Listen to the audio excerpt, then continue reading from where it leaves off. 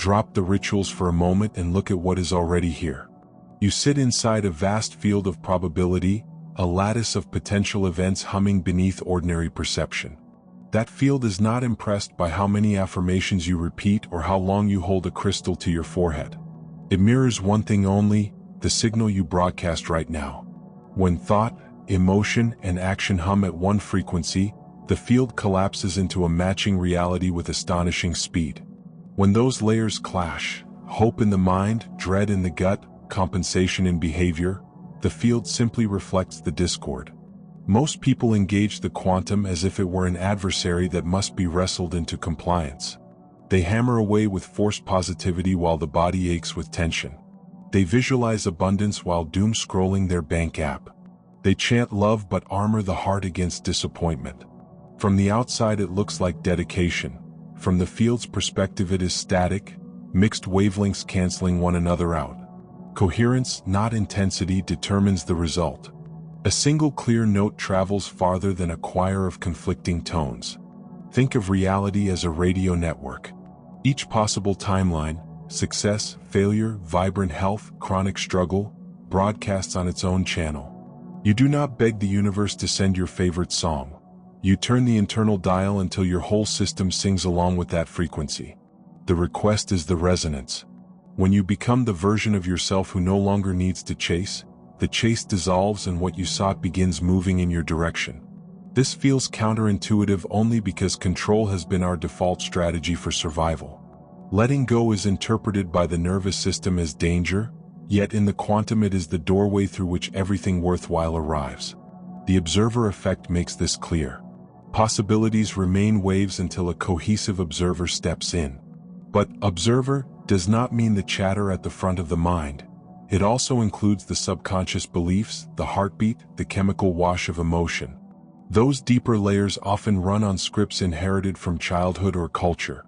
Scarcity, vigilance, the urge to fight or flee. Unless they are brought into alignment, they become the true observer, collapsing the wave into more of the same. Heart-brain coherence offers a route out. The heart generates a stronger electromagnetic field than the head, and when the two rhythms sync, the body becomes a transmitter powerful enough to reshape the probabilities around it. This syncing is not achieved by reciting mantras at top speed. It is felt in the slowing of breath, in the drop of shoulders, in the moment a genuine sense of enoughness spreads through the chest.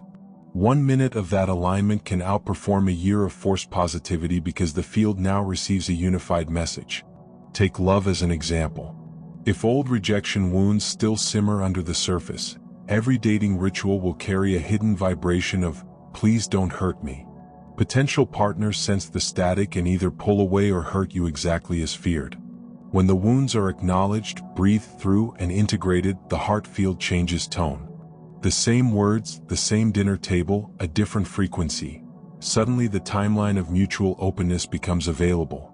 So the first principle is brutal in its simplicity. You do not manifest what you wish for, you manifest what you are.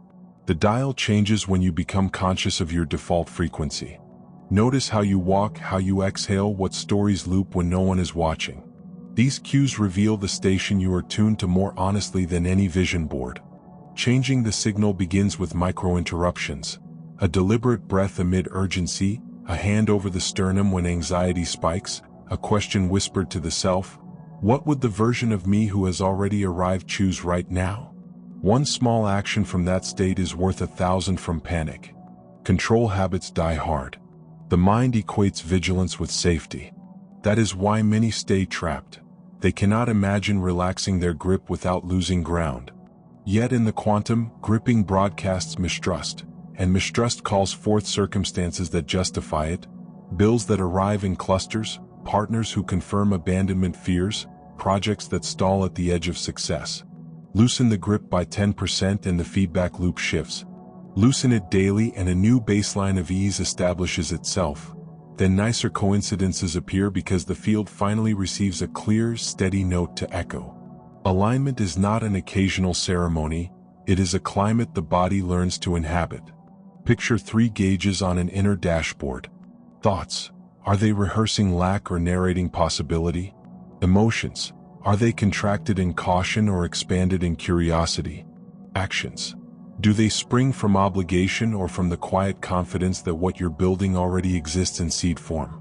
When any gauge drifts off course, coherence drops. The remedy is not self-blame, it is calibration. You catch the drift early, before a worrying thought cascades into a nervous system spiral, and you steer back with simple practices. Breath reset, 4 seconds in, 6 seconds out. The exhale lengthens the parasympathetic tone, telling every cell, we are safe enough to receive. Body scan, shoulders, jaw, belly. Loosen one muscle group and watch the mind's story lose momentum at the same time. State rehearsal. Briefly evoke the feeling of already fulfilled reality, relief, gratitude, playful anticipation. 10 genuine seconds prime the wave function more effectively than 10 scripted minutes read with doubt. Repeat these micro-calibrations throughout the day and the dominant broadcast shifts from static to music. The field, precise and impartial, begins reflecting the new station in small external echoes. A postponed email finally arrives, a stranger offers help without being asked, an idea surfaces that trims weeks off a project. Record these echoes. They train the subconscious to trust the process, making future alignment easier. Surface techniques stall when deeper programs remain unexamined. The subconscious runs on imprints, moments when emotion spiked and meaning was assigned. Identifying those imprints is simpler than it sounds. Track recurring frustrations. Whatever repeats is powered by an internal script. Ask, what must I believe about myself or life for this pattern to feel normal? Write the belief in plain language. Example, opportunities disappear before I can secure them. Seeing the sentence drains some of its authority. Next, revise the bodily memory linked to that belief. Close your eyes, recall the last time the pattern played out, and freeze the scene at its emotional peak. Bring slow, rhythmic breathing into the image until the charge drops by half. Then imagine the wiser present-day self stepping into the old scene, offering exactly the support younger you needed. This rewrites the neural loop. Future situations no longer trigger the same broadcast, and the quantum field responds to the update. Instead of juggling dozens of affirmations, select one emotion that represents your completed timeline. Peace, expansion, sovereignty, playful abundance. Make it the day's keystone. Morning, summon the emotion for 60 seconds before standing up. Midday, recall it while drinking water. Evening, relive one moment when the emotion showed up naturally, however briefly. Consistency is more potent than duration. The repeated pulse teaches the heart-brain network to hold the tone automatically, keeping the signal clear even when attention is elsewhere. People, music, digital feeds, each either stabilizes or scrambles coherence. Curate input relentlessly for 30 days. Unfollow accounts fueled by outrage. Replace background news with instrumental soundscapes tuned to 432 Hz or 528 Hz. These frequencies help the nervous system settle. Notice which friends leave you steady and which leave you buzzing. You do not owe perpetual access to anyone whose field drags yours off frequency. Physical matter is the densest layer. It often shows change last. During the gap between inner shift and outer proof, the old timeline will tempt you with familiar triggers. Treat these appearances as final echoes, not setbacks. Respond from the new state, calm, brief, decisive, and the echo fades faster. Example, an unexpected bill arrives after weeks of abundance practice. The old reaction might be panic. The coherent response is one steady breath, a reminder that resources circulate, and a clear next step, call, negotiate, schedule payment, taken without drama. Each calm response stamps the new timeline more deeply. The most significant breakthroughs often arrive just after the point where most people give up. In the interval between inner calibration and visible change, the mind hunts for evidence that the practice is working. When proof is slow, doubt creeps in. Instead of wrestling with that doubt, treat it as a physiological wave. Feel the flutter in the chest, the contraction in the gut, and breathe until the sensations lose urgency. Doubt then becomes a visit rather than a verdict, and the signal you send to the field remains largely intact. Sustaining coherence is less about constant high vibration and more about quick recovery. A sharp email, a traffic jam, an unexpected expense. Each can jolt the system. The art is to notice the jolt early, pause for a conscious breath, and re-enter the preferred emotional tone before the story spirals. This swift return is what keeps the quantum message steady. Over time, the baseline shifts. What once caused a 2-day collapse of mood now passes in minutes, sometimes seconds, because the body recognizes a faster route back to equilibrium. Community accelerates this learning curve. Human nervous systems synchronize when they share space, physical or digital, with others who practice the same self-regulation. Spend an hour in conversation with people who speak the language of possibility, and your own field recalibrates without effort. This is not motivation in the traditional sense. It is resonance.